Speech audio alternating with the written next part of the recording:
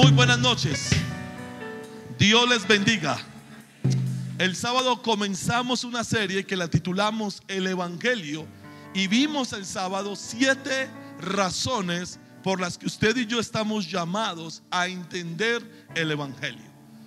En esta noche continúo la serie. La Biblia, con sus 66 libros canónicos e inspirados por el Espíritu Santo, siendo la palabra de Dios, contiene todos los temas relacionados a los seres humanos, pero hay uno que sobresale en un grado más alto que los demás, y ese tema es el Evangelio. Yo quiero que usted diga conmigo, diga el Evangelio. Y es de este maravilloso tema que hemos comenzado a hablar a partir del sábado. Mi mensaje de hoy, del jueves y del sábado, se titula ¿qué es el Evangelio? Eso es lo que voy a estar predicando esta semana. ¿Qué es el Evangelio? El apóstol Pablo en Romanos capítulo 1 versículo 15 al 16 nos va a dar una respuesta inicial a nuestra pregunta: ¿qué es el Evangelio? Romanos capítulo 1 versículo 15 y 16, Reina Valera. Así que en cuanto a mí, dijo Pablo, pronto estoy a anunciaros el Evangelio también a vosotros que estáis en Roma. Verso 16, porque no me avergüenzo del Evangelio, porque es poder de Dios para salvación a todo aquel que cree, al judío primeramente y también al griego. Voy a hacer una aseveración con mucho respeto, pero creo que después de nuestro Señor Jesucristo, el mayor exponente del Evangelio se llama el apóstol Pablo. Y si usted difiere con esta opinión, no hay ningún problema. Pero en lo que yo conozco de las Escrituras, en lo que yo he estudiado, creo que el mayor exponente en la Biblia de lo que significa el Evangelio se llama el apóstol Pablo. Y en esta escritura que acabo de leerles, en el versículo 15 y 16, él nos dice que es el Evangelio. Si me permiten, voy a tratar de explicarles sus palabras a través de 5 declaraciones y las distribuí. Hoy le voy a dar la primera, el jueves la segunda y la tercera, y el sábado le completo la semana dándole la cuarta y la quinta. En primer lugar, según el versículo 15, el Evangelio es un anuncio concreto. Un error que se comete muy a menudo cuando se habla del Evangelio es pensar que el Evangelio es la totalidad de la Biblia. El Evangelio no es la totalidad de la Biblia. El Evangelio está dentro de la totalidad de la Biblia, pero el Evangelio no es la totalidad de la Biblia. La Biblia contiene la ley de Moisés. La ley de Moisés no es el Evangelio. Ahora, el Evangelio está dentro de la ley de Moisés, pero la ley de Moisés no es el Evangelio. Las leyes ceremoniales, las leyes rituales de los judíos no son el Evangelio, aunque el Evangelio está dentro de ellas. Versículo 15. Así dice Pablo que en cuanto a mí, pronto estoy a anunciaros. Yo quiero que usted diga esa palabra conmigo, diga anunciaros. El Evangelio es un anuncio, pero es un anuncio concreto. A anunciaros el Evangelio también a vosotros que estáis en Roma. El Evangelio se refiere a un mensaje muy específico, y ese mensaje es lo siguiente: la salvación consumada para un pueblo caído por medio de la vida, muerte, resurrección y ascensión de Jesucristo, el Hijo de Dios. Eso es el Evangelio. Juan capítulo 20 versículo 30. Juan capítulo 20 verso 30. Hizo además Jesús muchas otras señales en presencia de sus discípulos, las cuales no están escritas en este libro. Cuando el apóstol Juan dice que él no escribió todas las señales que Jesús hizo, se está refiriendo a su libro, al Evangelio de Juan, no a la Biblia. Pero estas señales, que son 8 señales milagrosas en el Evangelio de Juan, se han escrito con un propósito. Y el propósito es el siguiente: que creáis que Jesús es el Cristo, el Hijo de Dios. Eso es el Evangelio. Para que creáis que Jesús es el Cristo, el Hijo de Dios, y para que creyendo. Ahora, quiero que noten los dos tiempos de los verbos. El mismo verbo está conjugado de dos formas diferentes. Para que creáis.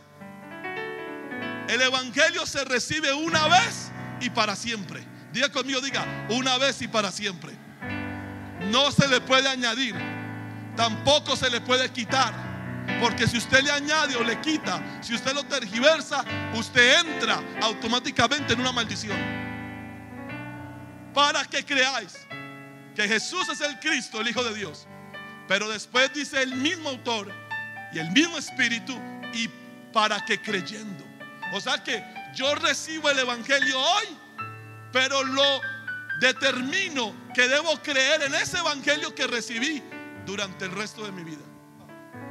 Usted y yo no tenemos autorización para salirnos del evangelio. Para que creáis y para que creyendo. En español, los verbios en gerundio, eso es un verbio en gerundio, endo, ando, son acciones continuas. O sea que lo que nos están diciendo es que el que recibe el evangelio hoy lo tiene que seguir creyendo mañana, pasado mañana, dentro de un año, dentro de 10 años, hasta que Cristo venga o Él se vaya para la eternidad. Yo fui, no, usted nunca fue. Yo creí, pero ahora no creo. No, usted nunca creyó. Porque según este versículo, el que cree, cree para siempre. No hay tal cosa que es un juego. Yo creo hoy en Jesús, mañana creo en otra cosa, mañana creo en otra cosa. No. Para que creáis. Y después dice, y para que sigas creyendo. Y es cuando nosotros creemos y seguimos creyendo que recibimos vida en su. ¿Qué recibe usted? ¿Qué recibe usted?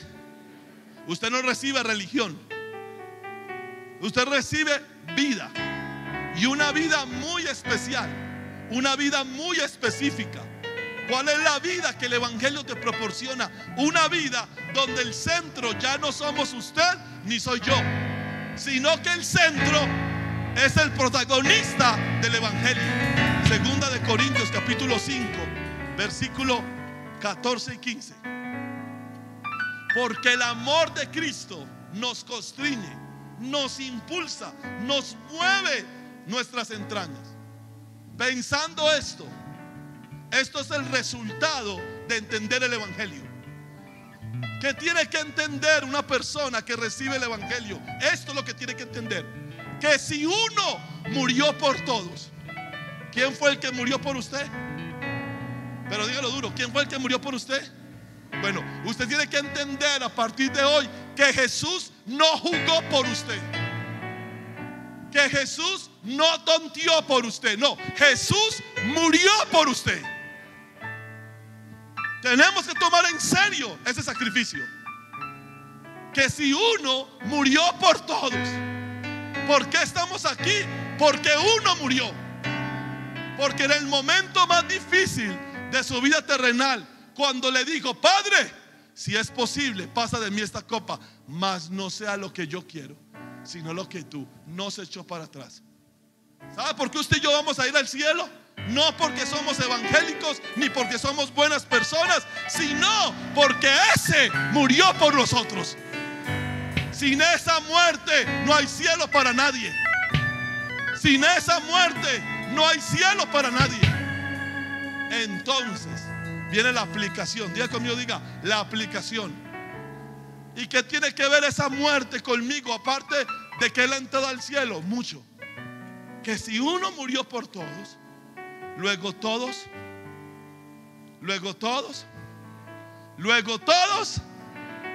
¿a qué morimos? Verso 15. Y por todos murió, para que los que viven. En este versículo, ¿quiénes son los que viven?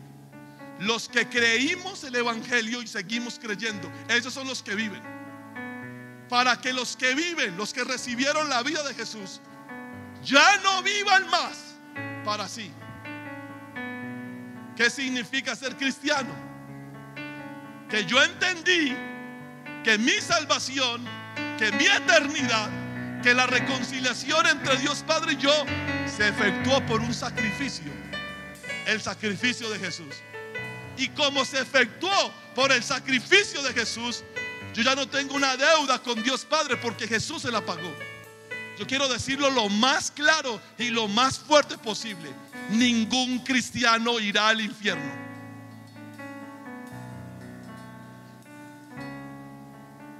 Y la salvación no se puede perder, porque la salvación no se puede adquirir. Deje de pensar, con todo respeto le voy a decir esto, deje de pensar necia y tontamente. La salvación no es un juego de anote y borre, anote y borre, anote y borre. Entonces yo puedo hacer lo que yo quiera. No, porque si usted hace lo que usted quiere y hacer lo que usted quiere representa irse para el mundo al pecar, es porque usted nunca creyó. Si usted me dice a mí que lo que usted quiere hacer es pecar, entonces yo tengo una respuesta para usted. Usted no tiene ningún Espíritu Santo, usted no tiene la vida de Dios en usted, usted no ha nacido de nuevo, y usted, como lo puse hoy, ruéguele a Dios que lo salve. Jesús no murió por mí para que yo hiciera lo que yo quiera. Por eso toda predicación de que usted y que tiene que buscar su realización personal es diabólica. Le voy a decir una cosa: ha hecho más daño la predicación del campeón que está en ti y de la realización personal que los ídolos de los católicos. ¿Sabe por qué? Porque ese veneno lo disfrazan de verdad. ¿Sabe qué es lo más peligroso en su casa? Usted dejar al alcance de sus hijos pequeños un veneno que parece una golosina, y ellos no saben. Yo vengo aquí a decirles esa basura a ustedes: busquen ser felices. Usted tiene derecho a su felicidad. Mírame, a lo único que usted y yo tenemos derecho es irnos para todos para el infierno. Yo ayer le dije una cosa a mi esposa y se lo voy a decir a ustedes: qué tan tremendo que algunos cristianos se enojan con Dios por la elección incondicional. Mírame, la tercera parte de los ángeles se descarriaron. ¿Y sabe qué decidió Dios? No salvar a ninguno. Y se quedó fresco en el trono. Y quiero le digo una cosa a mi hijo: no va a salvar a Satanás porque no quiere, no porque no puede. Pero cuando el hombre se descarrió, Dios decidió salvarlo. Santo, aleluya. ¿Sabe por qué usted está aquí? Porque Dios quiso. Nunca se le olvide eso, nunca se le olvide eso. Usted no está aquí porque usted en primera instancia quiso, porque usted y yo éramos enemigos de Jesús. Éramos enemigos en nuestra mente, éramos enemigos en nuestra boca y éramos enemigos en nuestro comportamiento. Es porque Él quiere que estamos aquí. Santo. Esa es la seguridad eterna de mi salvación, que es: el que comenzó en mí la buena obra, Él mismo la perfeccionará. Y por todos murió, para que los que viven, diga conmigo, diga: los que viven ya no vivan más para sí. Pastor, yo puedo hacer lo que yo quiera, claro. Pero si siempre lo que tú quieres es pecar, tú tienes que sentarte y reconsiderar si tú realmente eres salvo. Si lo que usted quiere siempre es descarriarse, siempre es irse de la iglesia, siempre es pecar contra Dios, usted tiene que reconsiderar una sola cosa: ¿realmente soy salvo? Porque no es posible que usted me diga a mí que usted es salvo y usted sigue siendo un diablo. Ahí es cuando la gente del mundo se confunde con todos nosotros. Pero esta va a la iglesia, o este va a la iglesia y sigue fornicando, y sigue mintiendo, y sigue robando. Pero ¿cómo es eso? ¿Sabe por qué? Por lo que le dije el sábado: porque convirtieron el evangelio en una cultura. El evangelio no es una cultura, el evangelio es el poder de Dios para salvación. O tú eres salvo o no lo eres, punto. O tú estás en el reino o tú no estás en el reino, y ya. Yo medio. No existe el medios aquí. Como le enseñé ayer a mis hijos que se van a bautizar, le dije: cuando usted fue salvo, Dios lo sacó del reino de las tinieblas y lo llevó al reino de Jesús.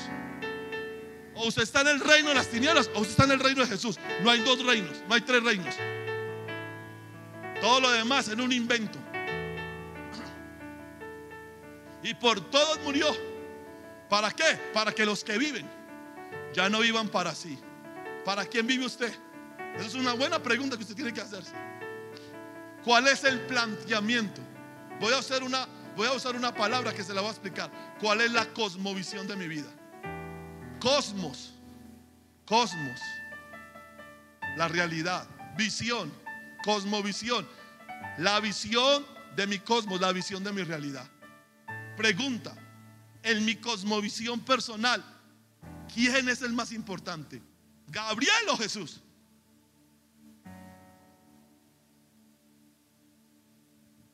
¿Para quién estoy viviendo yo realmente? ¿Para mí? ¿Estoy predicando lo que quiero predicar o estoy predicando lo que Jesús quiere que yo predique?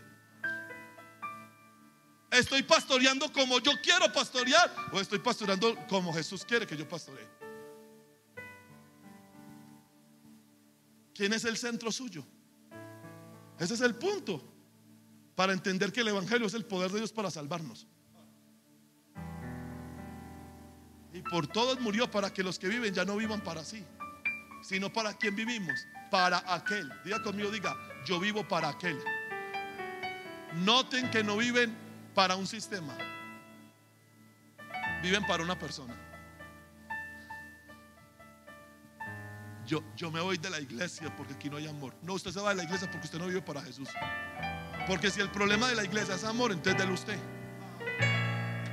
Jesús a usted nunca le va a decir: váyase de la iglesia porque no hay amor. ¿Sabe qué le va a decir Jesús? Ámelos usted.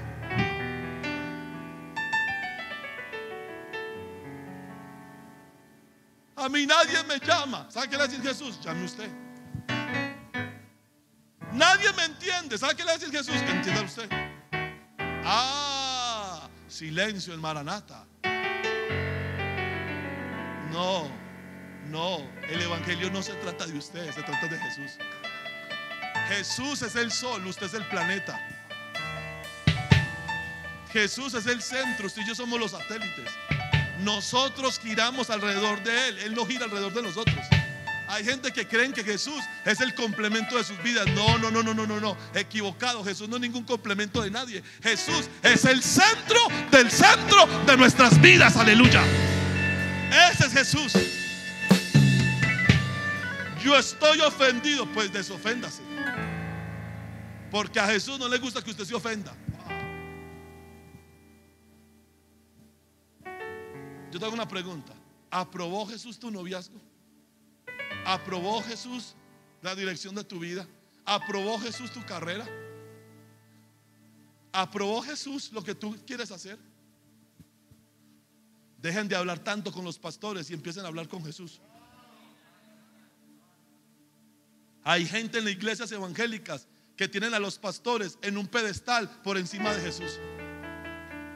Yo hago lo que mi pastor dice. Idólatra. Tú ya no idolatras un muñeco de María, tú idolatras ahora un pedazo de carne con traje y corbata, pero sigue siendo el mismo idólatra. No, el centro de tu vida se llama nuestro Señor Jesucristo. Y yo me voy a encargar que durante mi existencia recordártelo culto tras culto, culto tras culto. Tú vives para Jesús, tú vives para Jesús. Romanos capítulo 14 versículo 7. Porque ninguno de nosotros vive para sí. Porque ninguno de nosotros vive para sí.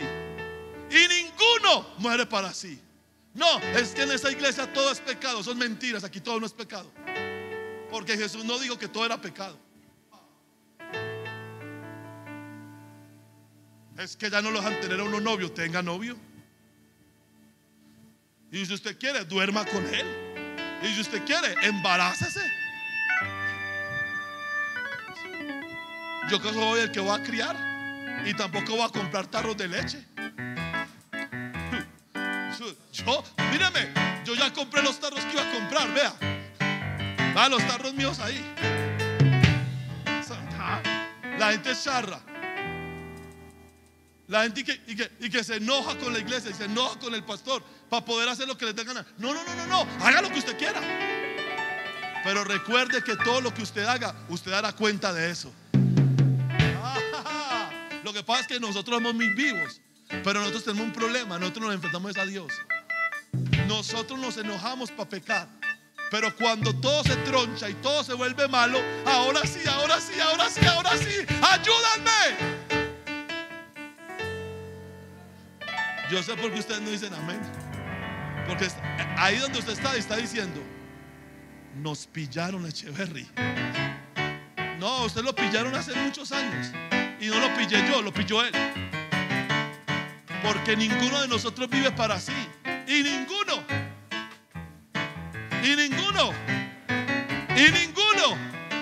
Usted no se puede quitar la vida.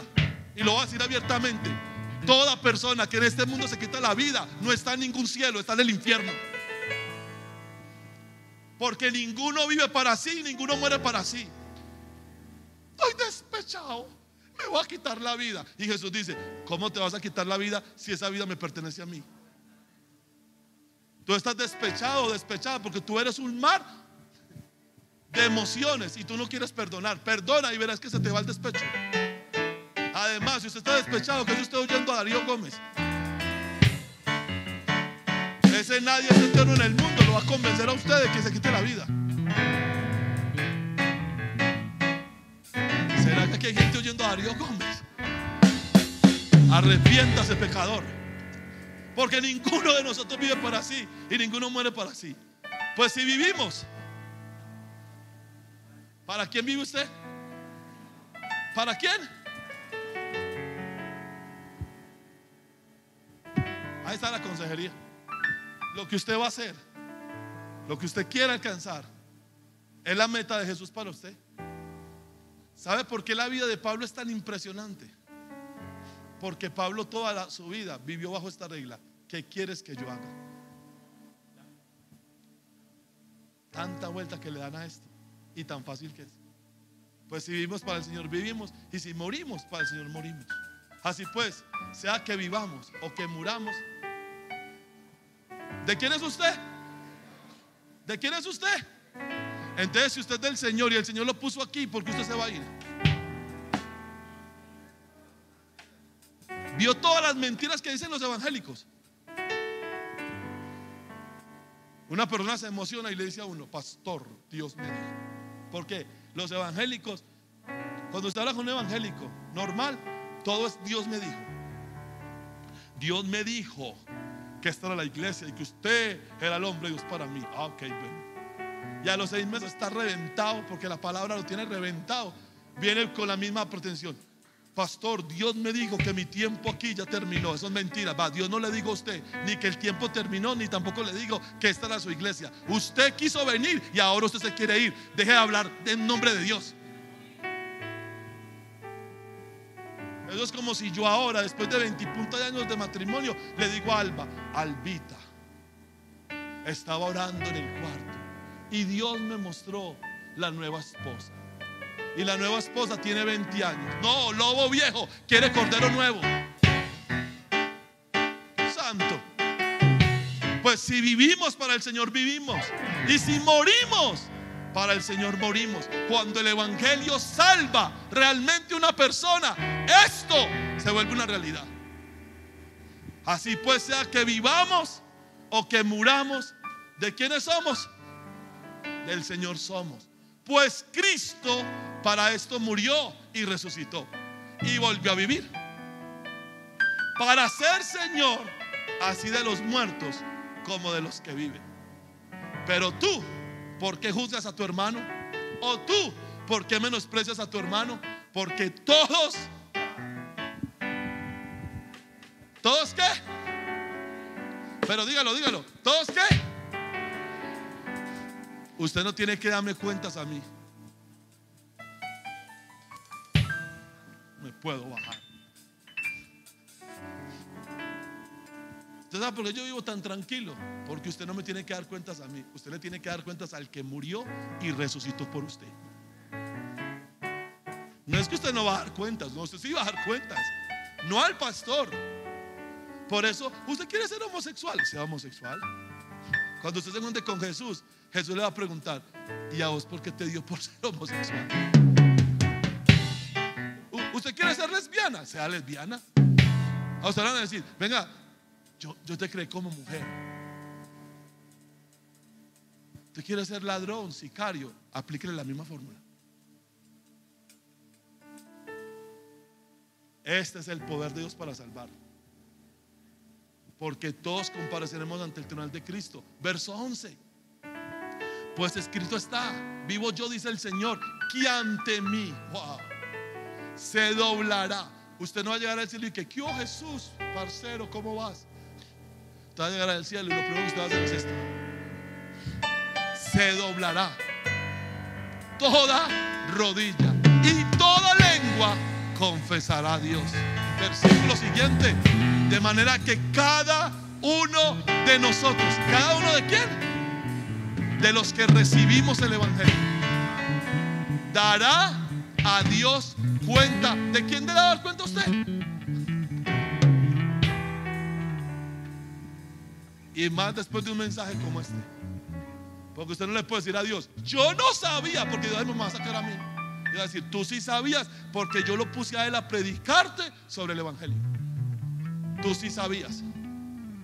Verso 13: así que ya no nos juzguemos ni nos chismeemos más los unos a los otros, sino más bien decidir no poner tropiezo u ocasión de caer al hermano. Termino esta noche. De acuerdo con la buena voluntad del Padre, su Hijo eterno, quien es igual con el Padre y la representación exacta de su naturaleza, voluntariamente dejó la gloria del cielo. Fue concebido por el Espíritu Santo en el vientre de una mujer virgen y nació el Dios hombre, Jesús de Nazaret. Esa es la primera revelación sobre el evangelio. Se llama la gloriosa encarnación de Jesús. Si usted es cristiano, usted cree que Jesús fue concebido por el Espíritu Santo en el vientre de María. Si usted me dice a mí que usted es cristiano, pero usted no cree en la encarnación, usted no es ningún cristiano. Esto es una cosa rara, pero usted cristiano no es. Y esta es la razón por la que solo Jesús salva. Ni Mahoma, ni el gordo de Buda, ni Confucio, ni Abraham, ni Moisés, ni David salvan. Solo Jesús salva. ¿Por qué? Porque solo Jesús fue concebido en el vientre de una virgen. María estaba virgen. Por eso papá y mamá, cuando su hija le diga: no, yo quedé embarazada en una piscina, ahí fue la luna de miel. Esto no solamente ocurre, sino una sola vez en toda la historia de la humanidad. ¿Sabe quién tergiversó esto? Una mujer llamada Semiramis, la esposa del primer hombre, el primer gobernador de la tierra, que se llamó Nimrud, que era un cazador. Cuando Nimrud muere, Semiramis se consigue un amante y dice que quedó embarazada del espíritu de Nimrud. Y nace Tammuz. Tammuz es el niño y Semiramis es la mujer con el bebé cargado y las 12 estrellas alrededor. No es María. Católicos, ignorantes, no es María, es Semiramis. Lo que ustedes adoran es a Semiramis, la religión babilónica. No es María, es Semiramis. Y las 12 estrellas son el gobierno que Nimrud quería imponer sobre la tierra. Y su ciudad se llama Babel. Nimrud fue el que quiso construir la torre, la ciudad torre, para llegar al cielo y conquistarlo. Nimrud estaba poseído por el espíritu de Satanás. El verdadero Mesías no fue Tammuz. Y usted sabe por qué la cruz es una T en representación de Tammuz. Por eso Levítico dice: maldito por Dios es el colgado.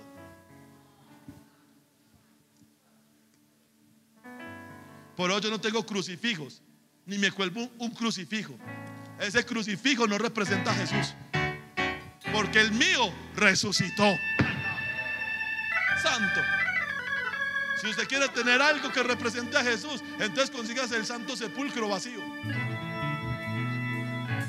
Si a usted le gustan esas imágenes, yo no cargo imágenes de nadie ni de nada. ¿Por qué? Porque el mío resucitó y el mío volverá como se fue en una nube. Si puede, darle un aplauso al Señor. Aleluya. Santo. Como hombre caminó sobre esta tierra en perfecta obediencia a la ley de Dios. Dice primera de Pedro capítulo 2 verso 22. Colóqueselos. El cual no hizo pecado, ni se halló engaño en su boca. La segunda verdad del evangelio es la impecabilidad de Jesús. Jesús fue completamente puro y santo. Porque si Jesús hubiera pecado con la Magdalena, como ese loco homosexual que hizo esa película hace como 30 años, La última tentación de Cristo, si Jesús pega con María Magdalena, la sangre de Jesús no tendría el poder para redimirnos del pecado. ¿Sabe por qué la sangre de Jesús tiene poder para redimirnos usted y a mí del pecado? Porque es santa. Estoy yendo verdad por verdad. En la plenitud del tiempo, los hombres le rechazaron y le crucificaron. Todos los sacrificios del Antiguo Testamento, las 5 ofrendas de Levítico, capítulo 1, capítulo 2, capítulo 3, capítulo 4 y capítulo 5, exceptuando la tercera, que era la ofrenda de harina. Estas 4 ofrendas están representando prefiguradamente 2000 años antes la muerte de Jesús. Y la ofrenda de harina lo que representa es la impecabilidad de Jesús. El sistema de ofrenda de los israelitas, lo único que quería buscar era hacer consciente al pueblo de que había otro que tenía que venir a morir por ellos. Eso es todo. Por eso es que nosotros aquí no degollamos ni terneros, ni vacas, ni nada, porque ya el Cordero de Dios murió por usted y por mí. Si usted tiene a Cristo, usted lo tiene todo. Pero si usted no tiene a Cristo, usted no tiene nada. En la cruz, nuestro Señor llevó el pecado del hombre, sufrió la ira de Dios y murió en lugar del hombre. Eso lo va a estar desarrollando más adelante. Pero al tercer día, Dios le levantó de entre los muertos. Diga conmigo, diga: Jesús resucitó. Esta resurrección es la declaración divina de que el Padre aceptó la muerte de su Hijo como un sacrificio por el pecado. Yo no soy abogado, pero yo sé un poquito, muy mínimo, de las leyes. Y yo entiendo que a un condenado no lo pueden condenar 2 veces por el mismo delito. ¿Sí es verdad o no? Bueno, cuando al tercer día Dios envía al Espíritu Santo al Hades y resucita a Jesús y lo pone otra vez en el cuerpo y glorifica ese cuerpo, ese acto de resucitar a Jesús significa que el Padre dijo: Jesús, recibo tu sacrificio por la humanidad que yo elegí predeterminadamente para salvación, y todo aquel que ahora crea en ti y te reciba como Señor y Salvador y se rinda a ti, yo estoy dispuesto a perdonarle todos sus pecados y reconciliarlo conmigo. Eso es lo que significa la resurrección. ¿Y usted de dónde saca eso? Romanos capítulo 4 versículo 23. Vea que esto es con versículo y capítulo. Esto no es charlando. Y no solamente con respecto a Abraham se escribió que le fue contada la fe como justicia, sino también con respecto a nosotros. ¿Con respecto a quiénes? Los que creemos que Jesucristo murió por nuestros pecados y fue levantado entre los muertos. A quienes ha de ser contada, esto es, a los que creemos en el que levantó de los muertos a Jesús nuestro Señor. 25, escuche: el cual fue entregado por nuestras. ¿Por qué Jesús fue a la cruz? Pero resucitado ¿para qué? ¿Resucitado para qué? Hey, ¿cuál es la base entonces de la justificación? Porque Dios a una persona que cree en Jesús la declara justa en el tribunal de Él. Justo. Porque cuando usted cree en Jesús, toda la perfección de Jesús se le aplica a usted.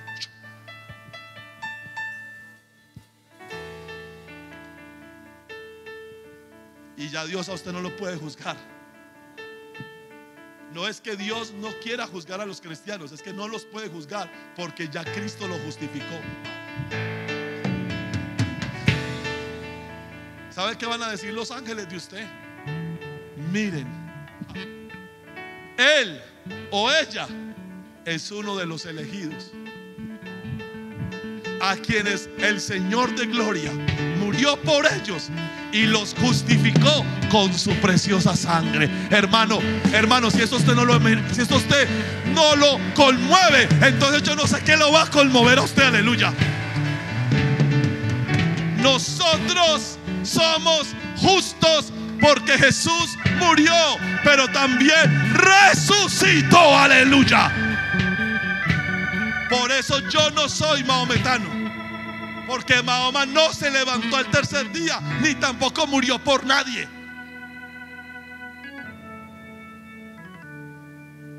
Esta resurrección es la declaración divina de que el Padre aceptó la muerte de su Hijo como un sacrificio por el pecado.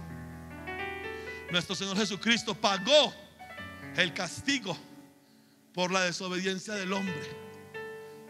Satisfizo la demanda de justicia de Dios y así aplacó la ira de Dios. Pastor, ¿de qué nos salva el evangelio? De la ira de Dios.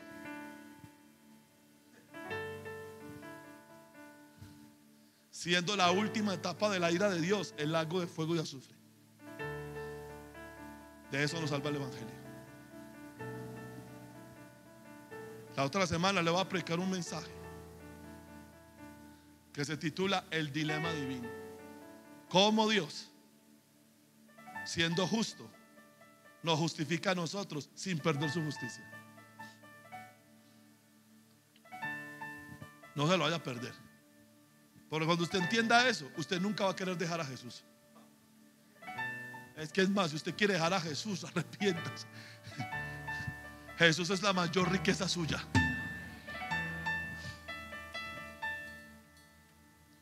Cuarenta días después de la resurrección, el Hijo de Dios ascendió a los cielos, se sentó a la diestra del Padre y se le dio la gloria, el honor y el dominio sobre todo.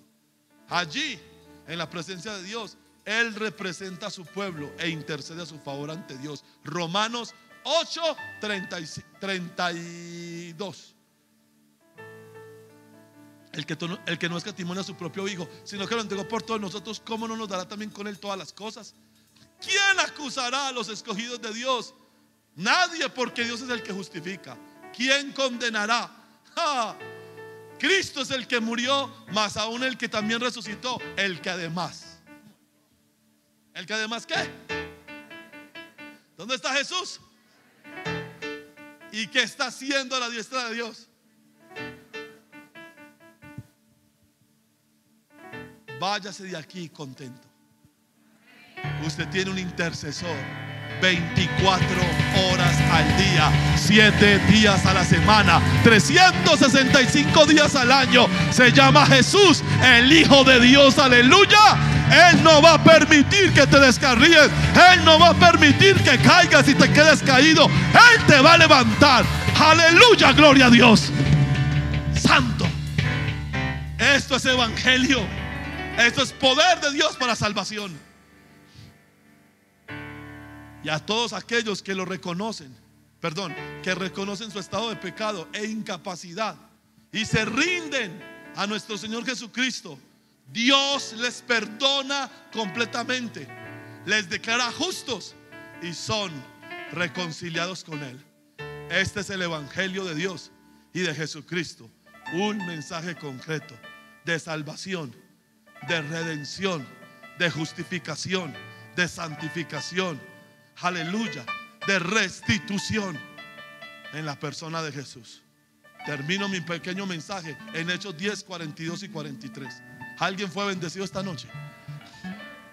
Y nos mandó, dice Pedro, que predicásemos al pueblo y que testificásemos que Él, que nuestro Señor Jesucristo es el que Dios ha puesto por juez de vivos y muertos. De Jesús dan testimonio todos los profetas, que todos los que en Él creyeren. ¿Todos los que qué? Empecé el mensaje mostrándole que hay que creer en un anuncio, y termino el mensaje mostrándole que hay que creer en un anuncio. Que todos los que en Él creyeren. Usted no tiene que creer en muchas cosas si no quiere, pero usted tiene que creer en Jesús. Que todos los que en Él creyeren recibirán. ¿Usted sabe cuál es la bendición más grande que hay sobre usted? Que Dios lo perdonó. Que todos los que en Él creyeren no recibirán una casa, no recibirán un carro, no recibirán un esposo o una esposa, pero recibirán el perdón completo de sus pecados en y por su nombre. ¿Qué es entonces el evangelio? Un anuncio específico. ¿Y de qué trata ese anuncio? De la salvación consumada para un pueblo caído, nosotros, por medio de la vida, de la muerte, de la resurrección y de la ascensión de Jesucristo, el Hijo de Dios. ¿Y qué produce ese evangelio? Rendición. Cuando yo entiendo el evangelio, solo hay un camino para mí: rendirme a su voluntad. ¿Qué quieres que yo haga? No por un día, no por 2 días, sino hasta que yo me muera o hasta que Él aparezca en las nubes por segunda vez. Incline su rostro, vamos a orar. Padre que estás en los cielos, en esta noche se ha predicado tu evangelio, el evangelio de nuestro Señor y Salvador Jesucristo. Y yo pido, Señor, que esta semilla caiga en un terreno bueno y que produzca al 30, al 60 y al 100 por 1. Señor, dale hambre y sed a la iglesia por Jesús. Dale hambre y sed por el evangelio. Que ellos amen a Jesús con todo su corazón, con toda su alma. Que amen a Jesús por encima de cualquier circunstancia, por encima de cualquier cosa que pueda venir. Como dijo el apóstol Pablo en Romanos capítulo 8, en el versículo 35: antes, en todas estas cosas, somos más que vencedores por medio de aquel que nos amó. Padre celestial, yo te pido, Señor, que esta palabra nunca se quite del corazón de ellos. Que ellos entiendan y sepan que el centro de sus vidas es la persona de Jesús. Amén y amén. Si usted puede, darle un aplauso al Señor. Aleluya. Yo aplaudiría mejor para el Rey de Reyes y Señor de Señores. Te adoramos, Jesús, te bendecimos. Aleluya. Amén y amén. Para todos mis hijos, hermanos y amigos que hoy nos siguieron en la transmisión en Facebook, Dios les bendiga. Les deseamos una feliz noche y los esperamos a la segunda parte de este mensaje, que es el evangelio. El jueves, la grabación mañana temprano estará en el YouTube, si la quiere repetir, y queda en el fanpage de nuestra página en Facebook. Iglesia, démosle un aplauso al Señor por ellos. Les amamos, les bendecimos. Feliz noche.